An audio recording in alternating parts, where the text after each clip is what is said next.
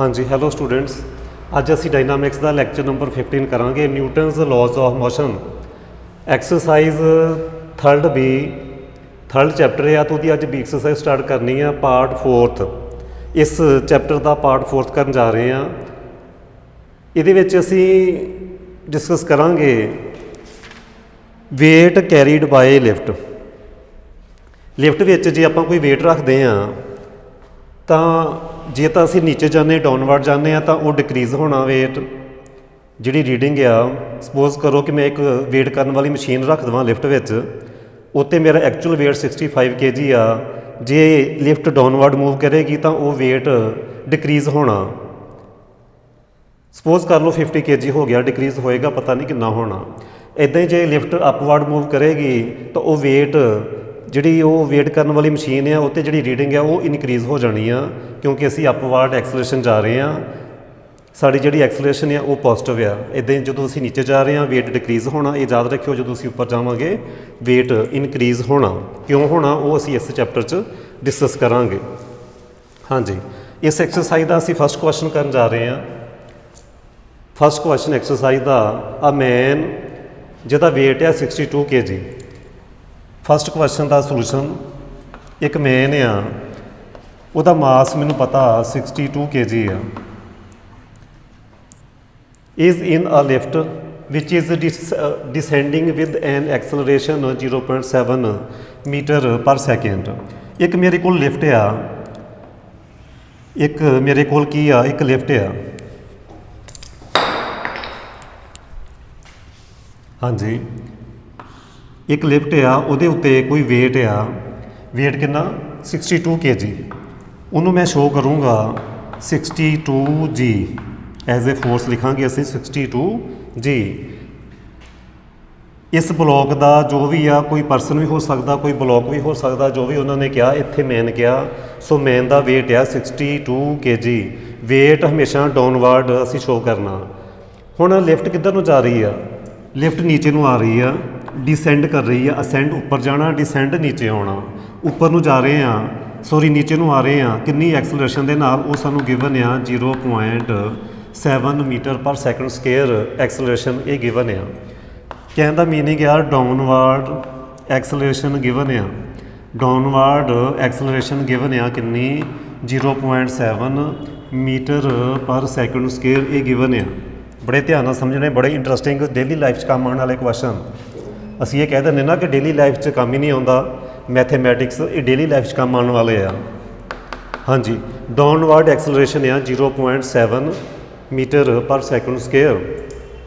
होर की गिवन आ? होर कुछ नहीं given. Find thrust of his feet. कहने का मीनिंग ये आ कि साडे जिहड़े पैर आ वो कितना भार पा रहे आ। जी वेट करने वाली मशीन है वो असी फाइंड करना। कहने का मीन कि असी नॉर्मल प्रैशर फाइंड करना।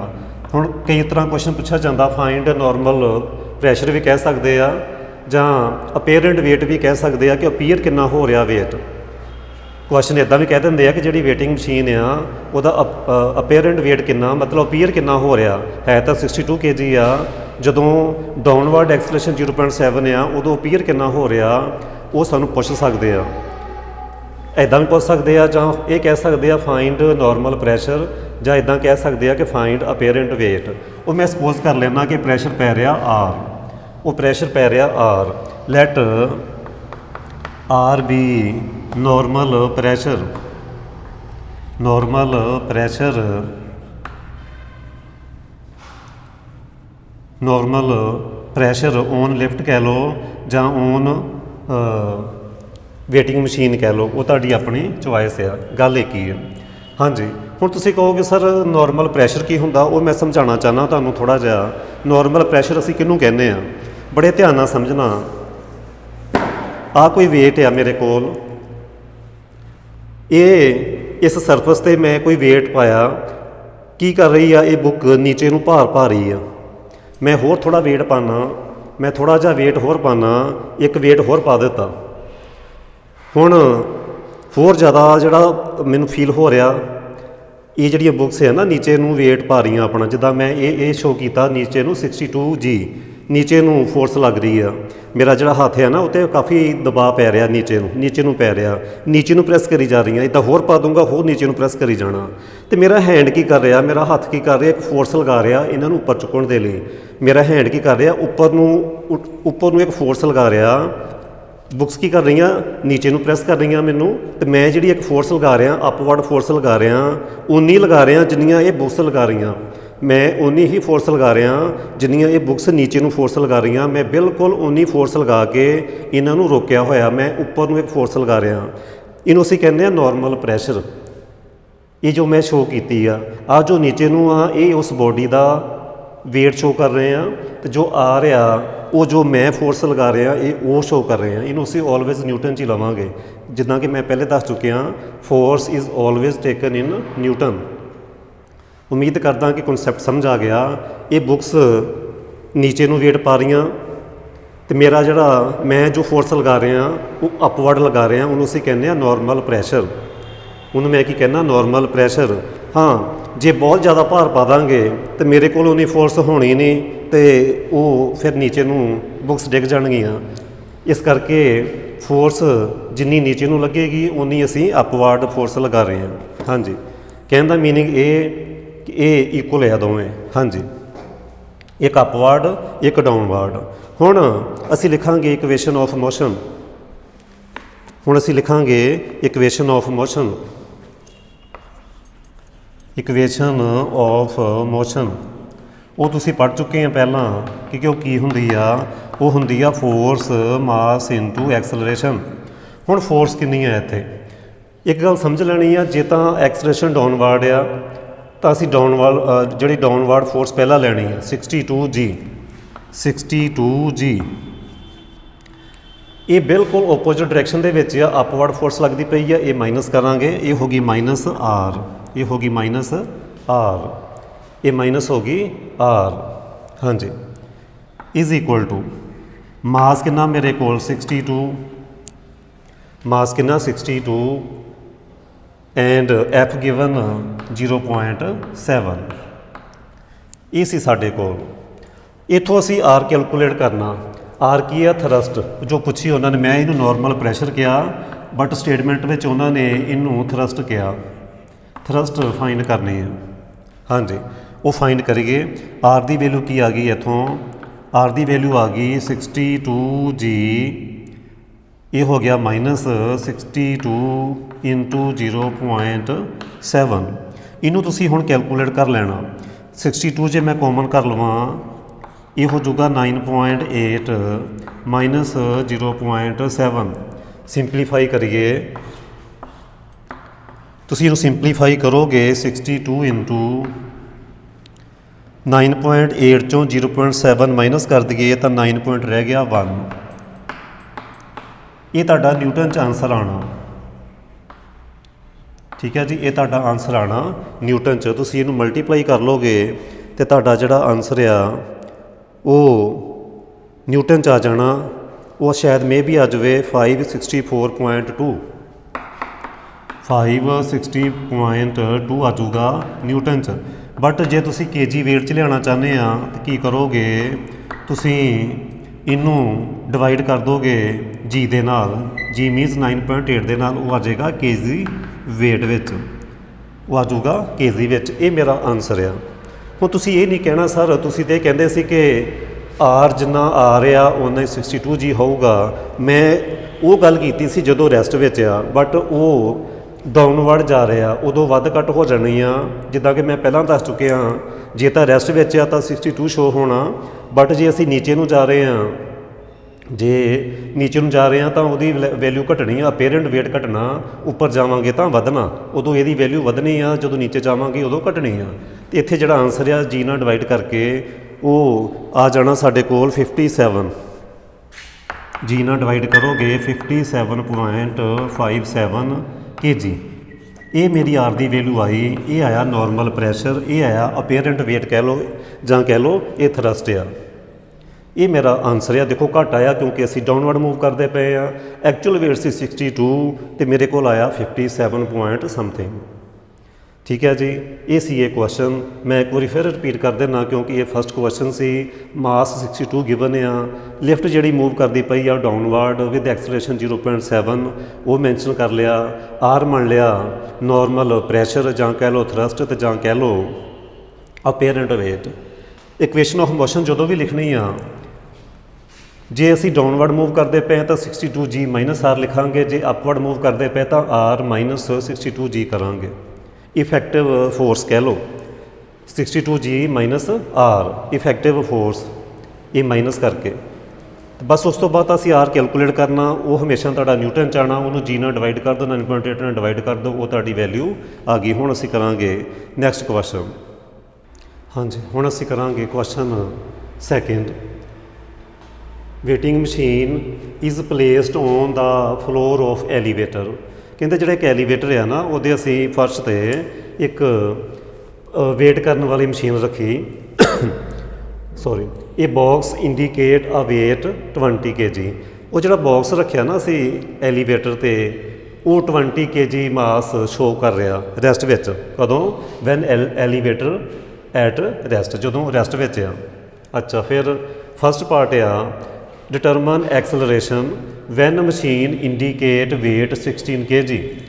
हाँ जी, फस्ट पार्ट पहला असी फस्ट पार्ट करांगे। पहली गल जो कही है सानू वो तो चलो कॉमन ही आ, मास गिवन आ। मास कितना गिवन आ, एक्चुअल वेट कितना गिवन आ 20 kg। मास ऑफ बॉक्स वो कितना गिवन आ 20 kg गिवन आ। बॉक्स का मास 20 kg गिवन आ। हाँ जी, एक होर चीज़ ये तो सी एक्चुअल वेट। हुण फस्ट पार्ट जे असी करिए कहते एक्सलरेशन फाइंड करो when machine indicate weight 16 kg। बड़े ध्यान नाल समझना। आ फर्श आ जिहड़ा उहदा वेटिंग मशीन सॉरी एलीवेटर का उहदा जिहड़ा एक्चुअल वेट सी वो सी 20 kg तो फोर्स हो गई 20 जी डाउनवर्ड फोर्स। आर जिन्होंने असी नॉर्मल प्रैशर कहने उहदी वैल्यू गिवन आ 16 जो शो हो रहा। अपेरेंट वेट जिन्होंने असी कह दें अपेरेंट वेट जो अपीयर हो रहा 20 जी डाउनवर्ड फोर्स लग रही है, जां ये कह लो कि 20 kg force 20 kg weight actual weight सी बट शो कितना हो रहा सानू 16 kg तो फोर्स कितनी होएगी 16 जी। हाँ जी, अपेरेंट वेट कितना, अपेरेंट वेट वो कितना 16 विच is less than 20 16 kg which is less than 20 kg। जिद्दां कि मैं पहलां दस चुकिया, बड़े ध्यान नाल गल समझिओ। ये साडा एक्चुअल वेट आ, ये जो अपीयर हो रहा वो लैस आ। जे लैस आ यदा मीनिंग ये होया कि जी लिफ्ट आ वो डाउनवर्ड मूव करती होएगी। जे लैस आ, लैस कदों होना जदों जी एक्सलरेशन आ वो डाउनवर्ड मूव करती होएगी। जे ये नालों ग्रेटर होंदा फिर असीं कहना सी लिफ्ट उपर जा रही होएगी। इत्थों ये क्लीयर होंदा। जे लैस आ तो फिर यदा मीनिंग की होया so elevator moves downward move करता होएगा। सपोज कर लो let F B downward acceleration suppose कर ली। हुण असीं लिखांगे इक्वेशन ऑफ मोशन लिखांगे वो की हुंदी आ फोर्स मास इनटू एक्सलरेशन। हुण फोर्स कितनी है क्योंकि ये सानू पता चल गया कि नीचे नूं मूव करती पई आ, इस करके 20 जी आएगा। पहला 20 G minus 16 G 20 G minus 16 G is equal to mass कितना सी एक्चुअल मास जिहड़ा सी एक्चुअल मास कितना सी 20 एफ फाइंड करनों क्या सानू एक्सलरेशन असी फाइंड करनी है। बस इतों फाइंड कर लीए, बहुत सिंपल आ। ये आ गया माइनस करके 4 g is equal to 20 F. So F आ गया जी ओवर कैंसल करके 5 मीटर पर सैकेंड स्क्वेयर। ये मेरे फस्ट पार्ट का आंसर आ, ये मेरा की आ फस्ट पार्ट का आंसर आ। मैं एक बार फिर एक्सप्लेन कर देवां। एक्चुअल वेट सी 20 kg, तो जो अपीयर हो रहा, जो मशीन इंਡੀਕੇਟ करती पई आ वो 16 kg आ, विच इज़ लैस दैन 20। घट आ, जे घट आ एक्चुअल वेट नालों, ਇਹਦਾ ਮੀਨਿੰਗ ਇਹ ਹੋਇਆ ਲਿਫਟ ਨੀਚੇ ਨੂੰ ਜਾ ਰਹੀ ਹੈ, ਜੇ ਜ਼ਿਆਦਾ ਹੁੰਦਾ ਤਾਂ ਫਿਰ ਉੱਪਰ ਜਾ ਰਹੀ ਹੋਣੀ ਸੀ। ਇਸ ਕਰਕੇ ਅਸੀਂ ਡਾਊਨਵਰਡ ਐਕਸਲਰੇਸ਼ਨ ਸਪੋਜ਼ ਕਰ ਲਈ ਐਫ। ਇਕੁਏਸ਼ਨ ਆਫ ਮੋਸ਼ਨ ਲਿਖਣੀ ਆ 20g minus 16g is equal to mass, ਜੋ ਐਕਚੁਅਲ ਮਾਸ ਹੁੰਦਾ ਉਹ ਲੈਣਾ ਹੁੰਦਾ ਇੱਥੇ, ਇਨਟੂ ਐਕਸਲਰੇਸ਼ਨ। ਉੱਥੋਂ ਅਸੀਂ ਐਕਸਲਰੇਸ਼ਨ ਫਾਈਂਡ ਕਰ ਲਈ। ਹੁਣ ਅਸੀਂ ਕਰਾਂਗੇ ਸੈਕਿੰਡ ਪਾਰਟ, ਇਹਨੂੰ ਤੁਸੀਂ ਉਤਾਰ ਸਕਦੇ ਆ। ਹੁਣ ਅਸੀਂ ਕਰਾਂਗੇ ਸੈਕਿੰਡ ਪਾਰਟ।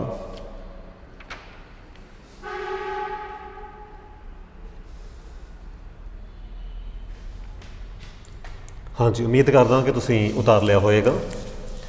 हुण असीं सैकेंड पार्ट करांगे। सैकेंड पार्ट मास फिर सानूं गिवन आ, जो एक्चुअल मास आ वो 20 kg। What will the machine indicate when elevator has an upward acceleration. Upward acceleration given आ, अपवर्ड एक्सलरेशन गिवन आ which is 5 metre per second square. ये कोई box आ 20g नीचे आना क्योंकि एक्चुअल वेट सी 20। हुण ये पता चल गया कि उपर नूं जा रही है एक्सलरेशन, अपवर्ड आ। ये तो लिखे होया स्टेटमेंट विच अपवर्ड एक्सलरेशन 5। ये गिवन आ।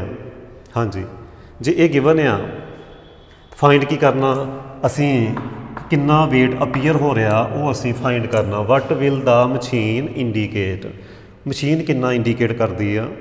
कहने का मीनिंग है नॉर्मल प्रैशर, जां ये कह लो कि असी अपेरेंट वेट फाइंड करना। Let R newton, let machine indicate, let machine indicate R newton. इदा असी सपोज कर लीए। फिर असी की लिखना, इक्वेशन ऑफ मोशन लिखांगे। वो की हुंदी आ फोर्स। फोर्स कितनी आ, उपर जा रहे हैं, अपवर्ड पहला लाओगे, आर माइनस 20g, बहुत ईजी आ। एक्चुअल वेट सी 20 इंटू एफ। एफ की वैल्यू कितनी है मेरे कोल, एफ है मेरे कोल 5, क्योंकि इदा हुंदा force mass into acceleration. So ये आ गया मेरे कोल R is equal to 20g plus 100। इनू तुसी सिंपलीफाई कर लेना, तुहाडा आंसर आ जाना न्यूटन दे विच। जे तुसी चाहो, जे तुसी ये चाहो कि सर सानू नहीं चाहिए न्यूटन दे विच, जी नाल डिवाइड कर दिओ, 9.8 नाल डिवाइड कर दिओ, तुहाडा आंसर आ जाऊगा kg वेट दे विच। वो तुहाडा की होएगा, आंसर होएगा। इहदे नाल मेरा सैकेंड क्वेश्चन भी हो गया कंप्लीट। हुण असीं करांगे नैक्सट थर्ड क्वेश्चन।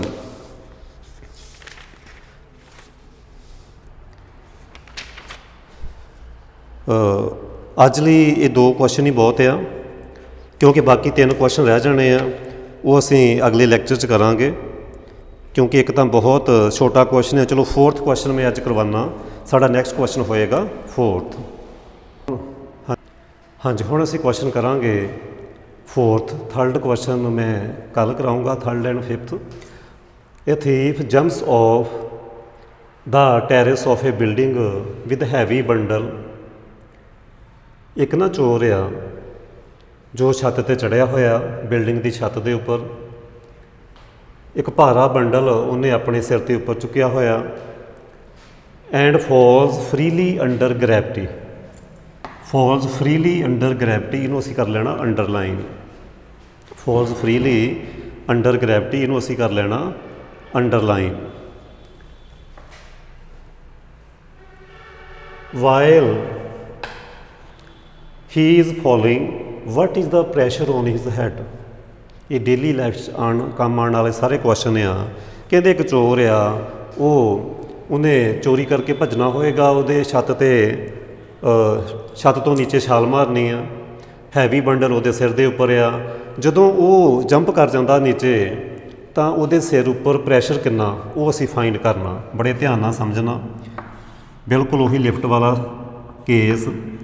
ਉਹਦਾ ਐਕਚੁਅਲ ਮਾਸ m ਦਿੱਤਾ ਹੋਇਆ ਨਹੀਂ, ਅਸੀਂ ਸਪੋਜ਼ ਕਰ ਲੈਂਦੇ ਹਾਂ ਲੈਟ m ਕੀ ਆ ਮਾਸ, ਠੀਕ ਹੈ ਜੀ। m ਕੀ ਆ ਮਾਸ, ਟੋਟਲ ਮਾਸ ਜਿੰਨਾ ਹੋਊਗਾ ਬੰਡਲ ਐਂਡ ਜੋ ਵੀ ਸਾਡੇ ਕੋਲ ਪਰਸਨ ਆ ਉਹਦਾ, ਲੈਟ m ਵੀ ਮਾਸ, ਠੀਕ ਆ। ਦੈਨ ਨੀਚੇ ਨੂੰ ਮੂਵ ਕਰਦਾ ਪਿਆ, ਐਕਸਲਰੇਸ਼ਨ ਕਿੰਨੀ ਲੈਣੀ ਆ, ਉਹ ਲੈਣੀ ਆ g। ਡਾਊਨਵਰਡ ਐਕਸਲਰੇਸ਼ਨ ਕਿੰਨੀ ਲੈਣੀ ਆ g। ਫਰੀਲੀ ਅੰਡਰ ਗ੍ਰੈਵਿਟੀ ਫੋਲ ਕਰਦਾ, ਫਰੀਲੀ ਅੰਡਰ ਗ੍ਰੈਵਿਟੀ ਮੂਵ ਕਰਦਾ ਪਿਆ, f ਦੀ ਵੈਲਿਊ ਹੋਏਗੀ g। ਤਾਂ ਅਸੀਂ ਇਹ ਦੇਖਣਾ ਕਿ ਉਹਦੇ ਜਦੋਂ ਉਹ ਨੀਚੇ ਆ ਰਿਹਾ ਮਾਸ m ਸੀ, ਫੋਰਸ ਹੋ ਗਈ mg। ਇਹ ਫਾਈਂਡ ਕਰਨਾ ਕਿ ਨੋਰਮਲ ਪ੍ਰੈਸ਼ਰ ਕਿੰਨਾ, ਲੈਟ r ਬੀ, ਕੀ ਫਾਈਂਡ ਕਰਨਾ, pressure on his head, let r be normal pressure on his head. Practically ਕਰਕੇ ਨਾ ਦੇਖਿਓ, ਐਵੇਂ ਸੱਟ ਲੱਗ ਜੂ। ਹਾਂਜੀ, ਐਕਚੁਅਲ ਉਹਦਾ ਵੇਟ ਸੀ, ਮਾਸ ਸੀ m, ਸੋ ਫੋਰਸ ਹੋ ਗਈ mg। r ਅਸੀਂ ਸਪੋਜ਼ ਕਰ ਲਿਆ ਜੋ ਅਪੀਅਰ ਹੋਣਾ ਜਦੋਂ ਉਹ ਨੀਚੇ ਨੂੰ ਆ ਰਿਹਾ, ਉਹ ਅਸੀਂ r ਸਪੋਜ਼ ਕਰ ਲਿਆ। ਉਹ ਅਸੀਂ ਫਾਈਂਡ ਕਰਨਾ ਕਿ ਉਹਦਾ ਪ੍ਰੈਸ਼ਰ ਕਿੰਨਾ ਹੈਡ ਦੇ ਉੱਪਰ। ਇਕੁਏਸ਼ਨ ਆਫ ਮੋਸ਼ਨ ਲਿਖਾਂਗੇ ਅਸੀਂ, ਇਕੁਏਸ਼ਨ ਆਫ ਮੋਸ਼ਨ ਬਹੁਤ ਈਜ਼ੀ ਕੁਐਸਚਨ ਆ। ਫੋਰਸ ਮਾਸ ਇਨਟੂ ਐਕਸਲਰੇਸ਼ਨ। ਫੋਰਸ ਕਿਵੇਂ ਲਿਖਣੀ ਹੈ, ਕਿਉਂਕਿ ਉਹ ਨੀਚੇ ਨੂੰ ਆ ਰਿਹਾ, ਪਹਿਲੇ mg ਲਿਖਾਂਗੇ, mg।